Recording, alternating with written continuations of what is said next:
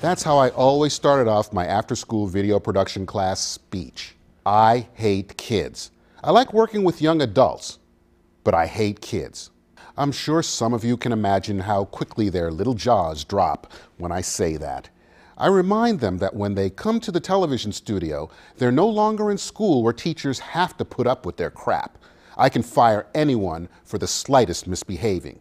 There are thousands of dollars of video equipment here, so I don't have time to be a babysitter. Today's children are not used to hearing this. They believe all the BS about their being the future. Thus, most expect we adults must genuflect when in their presence. They believe they have rights, freedom of expression, and are on equal footing with adults. And to be quite honest, most lack the maturity to be awarded any of those things. All adults should be paid to have to put up with them.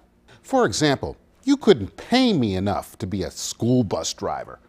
Almost 3 years ago, I cited a few examples why. Nothing has changed, especially after what happened last week in Gilbert, Arizona. According to ABC News, tensions began with the 15-year-old girl pretending not to be on the list of authorized passengers. The situation escalated when Sullivan pulled the bus over and asked, "Why are you on the bus?" And she suggested she find another way to get to and from school. The tape shows Sullivan trying to confront a student trying to exit the bus at an unauthorized stop after the two got into a discussion about her being disruptive on the bus. Now, what would you do if an unruly teen not only played games with the rules, but also publicly challenged you in front of others?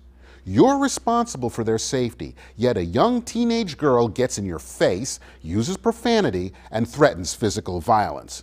You know, however it turns out, you'll be thought of as being in the wrong. The little darling's mom will assume you are out of line, you may get fired, and probably sued. Every day these kids would come home and go, "Mom, you have no idea what this bus driver does." And you tell them, "Go home, it's okay. Just go ahead, it's okay. You know, it's a bus driver, how bad could it get?" Evidently, it can get pretty bad. There was a time when an authority figure's claim of our misbehaving would seal our doom with our parents. It was always assumed if a teacher said we did it, we did it. But today, if a teacher says the kid was acting up, the normal parental response is, "Are you sure it was my child? My child would never do that." The kid hears that teacher's authority challenged by the willing sucker parent, and a future license is informally issued for future disruption. If I were named Secretary of Education tomorrow, one of the first things I'd do away with is this notion that kids have rights. Sure, they have a reasonable expectation of coming to a safe environment and being afforded courteous treatment by school faculty and administration. But as far as their having rights, hell no. If the school has a dress or grooming code, some parents openly defy those rules and sometimes go as far as suing the school. I understand they have a dress code. I understand he has a uniform, but this is total discrimination. They can't tell me how I can cut his hair.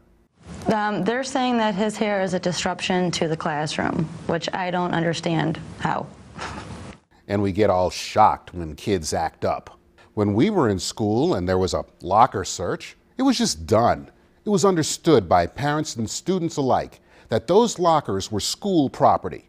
Nowadays, our children assume those lockers are their own personal property, and their parents would call the ACLU in a heartbeat if they felt their little darling's privacy was violated. When we were younger, it was understood that if a bus driver told us to sit down and shut up, we did so. There was none of this getting in the face of that driver with all the R-rated language there was time to deliver. And God help us if our parents found out. I do hate most kids today. They lack in phone etiquette, don't bathe regularly, thank you, Axe, and lack manners in general. They assume they are on equal footing with adults and that we must show them respect. My father taught me that people upon first meeting deserve to be treated in a courteous manner. Respect was earned. I'd throw most kids under the bus today before I'd ever give them a thankless ride in one. But that's only me.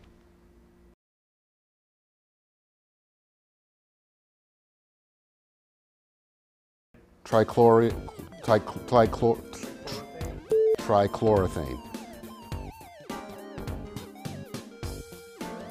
Dichloroethane. What is it? Dichloroethane. Dichloroethane. Dichlorodiphenyl dichloroethane.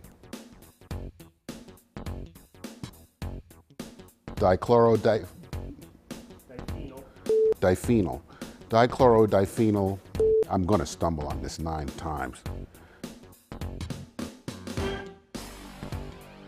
Dichloroethane. Dichlorodiphenyl trichloroethane.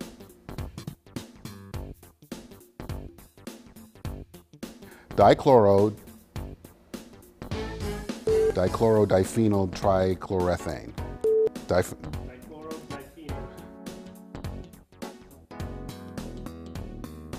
Okay, dichloroethane. Dichlorodiphenyl trichloroethane. Trichloroethane.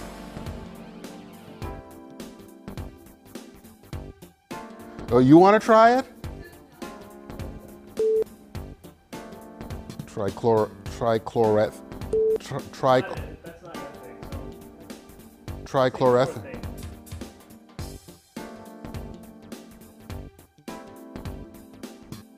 Okay, trichloroethane. Dichlorodiphenyl trichloroethane. What we've got here is failure to communicate.